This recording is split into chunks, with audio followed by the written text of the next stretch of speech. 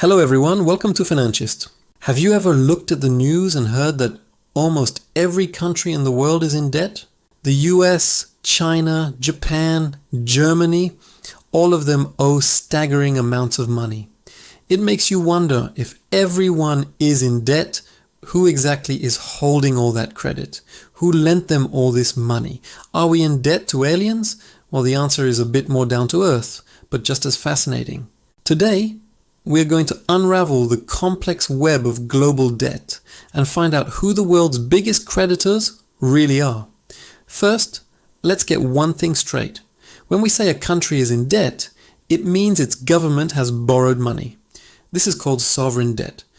Governments borrow money for all sorts of reasons. To fund big projects like highways, and hospitals to cover budget shortfalls when tax revenue isn't enough, or to stimulate the economy during a recession. They do this by issuing debt instruments, most commonly bonds. A government bond is essentially an IOU. You buy a bond, which means you're lending the government money. In return, the government promises to pay you back the principal amount plus interest over a set period. So who buys these bonds? This is where it gets interesting. The answer isn't a single entity or a shadowy group of global bankers. The creditors are a diverse mix of individuals and institutions, both within the country and outside of it. Let's break it down. A huge chunk of a country's debt is actually held by its own citizens and domestic institutions. This is called domestic debt. Think about it.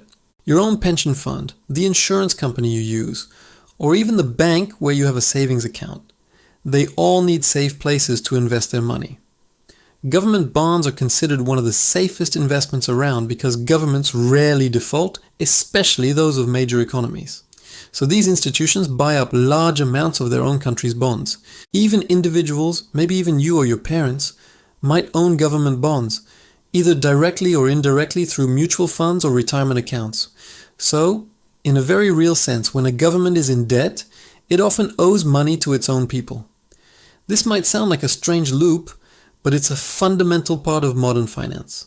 The government borrows from its citizens to provide services for those same citizens. Now let's talk about the other side of the coin, external debt. This is the portion of a country's debt that is owed to foreign creditors. And who are these foreign creditors? Well, they are pretty much the same types of entities as the domestic ones, just from other countries.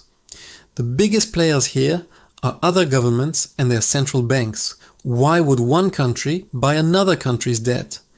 There are several strategic reasons. For major economies like China and Japan, buying US Treasury bonds is a way to manage their foreign exchange reserves. When China sells goods to the US, it gets paid in US dollars. Instead of just letting those dollars sit there, the People's Bank of China invests them in US bonds. This is seen as a safe investment that earns interest. It also helps keep the value of their own currency stable relative to the dollar, which can make their exports cheaper and more competitive. As of early 2024, Japan and China are the two largest foreign holders of US debt, each holding over $1 trillion worth. But it's not just other governments. Foreign private investors are also huge buyers. We're talking about international investment funds, foreign banks, insurance companies, and wealthy individuals from all over the world. They buy US, German, or Japanese bonds for the same reason domestic investors do. They are looking for a safe and stable return on their investment. The US dollar is the world's primary reserve currency, which makes US Treasury bonds particularly attractive to global investors seeking security. Then, there are the supranational organizations. Institutions like the International Monetary Fund, or IMF, and the World Bank also play a crucial role, especially for developing countries. When a developing nation faces a financial crisis and can't borrow from private markets, it often turns to the IMF or World Bank for a loan. These organizations were created after World War II precisely to promote global economic stability. They provide loans, but usually with conditions attached, requiring the borrowing country to implement economic reforms.